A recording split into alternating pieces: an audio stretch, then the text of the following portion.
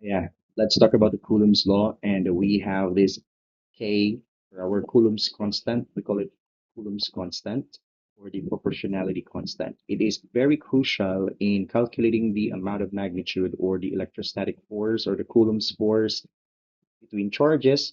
We need to have to complete the equation. We need to put the Coulomb's constant, right? The purpose of it the unit, by the way, of Coulomb's constant, we have Newton meter squared per Coulomb squared. That's the unit of our K, our Coulomb's constant. And findings of Charles Augustine de Coulomb in his experiment, force is directly proportional to the product of the charges, and we have force is inversely proportional to the distance between them or the radius between them. And if you will never put the constant in the equation of the Coulomb's equation, we cannot we cannot have the amount of force because that's what we wanna calculate, the F or the force between two charges. If you will just be dealing with this only, these findings, without the Coulomb's constant, you will just come up with a relationship between force and the charges. Like force is directly proportional to the product of the charges, meaning that when the charges, you have a lot of coulombs there, you multiply these coulombs together and you will have a higher product between these two charges. Your force, the electrical force will be also high. It's directly proportional. Likewise, when it has a like low magnitude of charges, when you multiply them, it will also generate a low electrostatic force or Coulomb's force.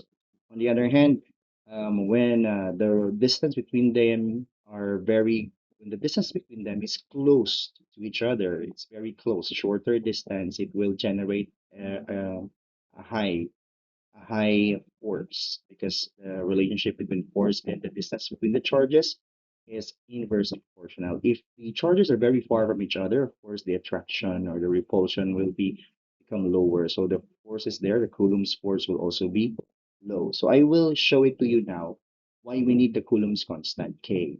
The unit again, please remember it's Newton meter squared per Coulomb squared. Let's say you have this equation from the findings of Charles de Coulomb. You have the absolute value of the charges. You multiply them with the force and then divide it by the distance between them, the squared of the distance between them.